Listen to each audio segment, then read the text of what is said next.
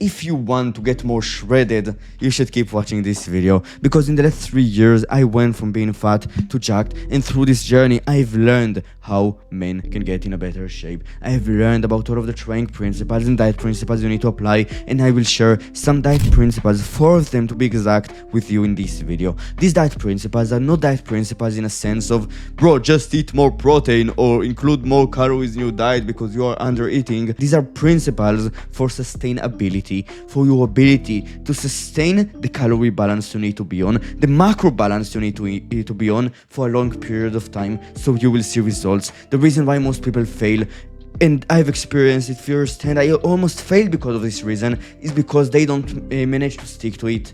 If you will stick to it, you will achieve great results. The first principle to stick to your diet more is hunger. There are 2 types of hunger. The first principle is about physiological hunger. Physiological hunger is the feeling of hunger you feel. It's the desire to eat, not because of the taste of the food, but just because you are hungry, just because you're on a calorie deficit. Way more people than they should don't take it in account. They don't really think about it. They are just eating the foods they want. They're eating donuts on their weight loss. They listen to people like Jeff Nippard who talk about the If It Fits Your Macros diet. They eat on it, and they should be doing it for a long period of time, but they don't do it for a long period of time, because after a few weeks of doing that, they fail. It's way too hard for them. They feel way too much hunger, and they don't realize how people even succeed in that weight loss stuff, because it's way too hard for them. If you are currently bulking or you want to gain weight and not lose it, just use the opposite principles to these ones.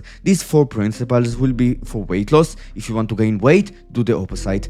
The first principle is about reducing processed foods and hyperpalatable foods from your diet, so physiological hunger will go down. According to science, the 2 most important things for physiological hunger outside of calories, macros, and micronutrients: first, the level of processing of the foods you eat, and second, the level of hyperpalatability of it, how tasty it is. To have a better time losing weight, you should make sure it is less processed, the food you eat, and it is less palatable. But now you might say, oh really, no, I want to eat tasty stuff. The implication of what you just said is that I just need to eat carrots, cucumbers, and bland chicken breast. That's gonna suck. I don't wanna do it. And that's the second principle. The second principle is about mental hunger. It is about cravings. How do you get rid of cravings? How do you have a good time on your diet without cravings, even though you try to minimize physiological hunger? Here is the answer. It is about 2 things. 1, including some processed foods you really like in your diet in moderation, taking a very small portion size, just a bite, to make sure you will still be on your calorie goal, but you will have a better time. And second, it is about finding the alternatives that are way lower on calories but give the same mental satiety value. It is about eating the low-calorie pizza instead of the high-calorie one. It is about eating the low-calorie ice cream instead of the high-calorie one. It's finding the low-calorie alternatives and using them instead. The third principle is about muscle maintenance.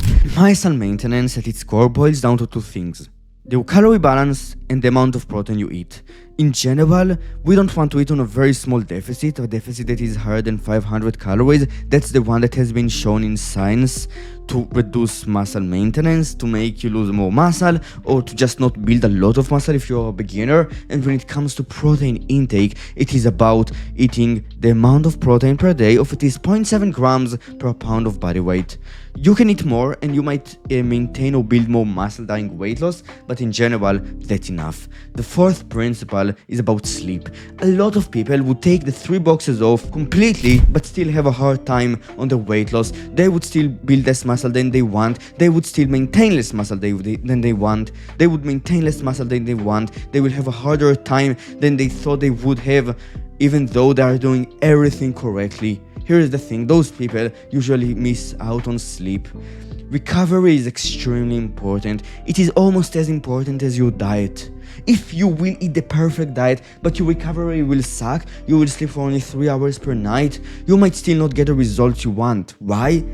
Because sleep is that fucking important. I won't bore you with the scientific stuff, and a lot of people would bore you and just right, you would just leave this video because it's boring. But in general, it just makes sense. Try sleeping for 9 hours for a few days. If you don't feel any difference whatsoever, then don't fucking listen to me.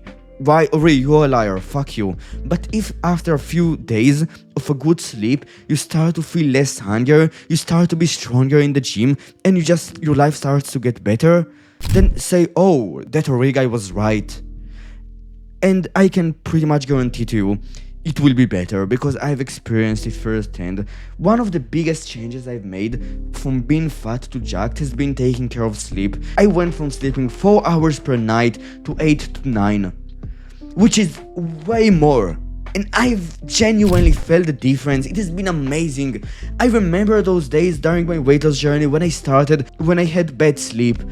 Hunger was up by a massive margin, I had a lot less energy and I just felt like shit. The days when I had like a good sleep score consistently, these are the days where I lost weight effortlessly, and I think that the same will apply to you, and the same token applies to bulking. You will build more muscle if you will sleep more during a bulk, and that's basically it. Bye.